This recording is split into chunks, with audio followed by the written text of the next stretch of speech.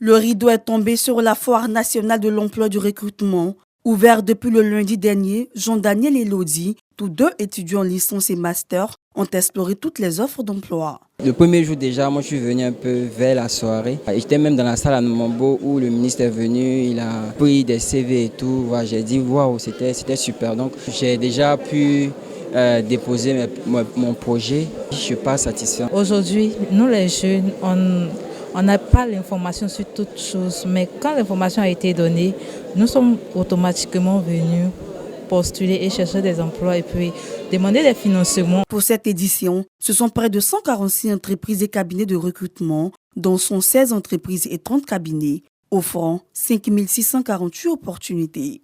La problématique de l'emploi est une priorité pour le président de la République et son gouvernement. Les ministres Amadou Coulibaly et Françoise Remac se sont réjouis de l'engouement suscité auprès de la jeunesse. Il faut qu'on vous trouve des emplois qui correspondent à vos attentes.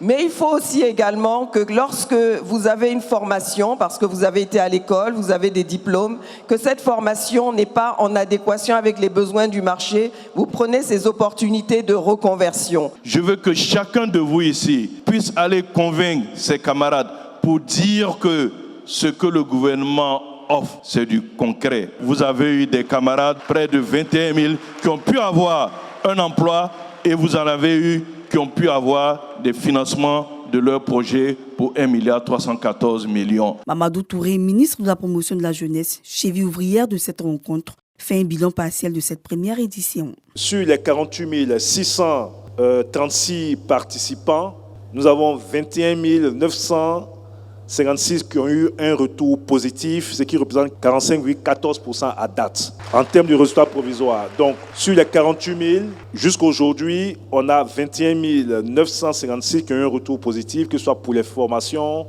les financements, l'emploi direct, les stages. Plusieurs jeunes ont reçu des financements pour réaliser leurs projets. Le ministère de l'Emploi entend renouveler cette fois dans toutes les grandes villes de la Côte d'Ivoire. En attendant, rendez-vous est pris pour le mois de juin pour la prochaine édition.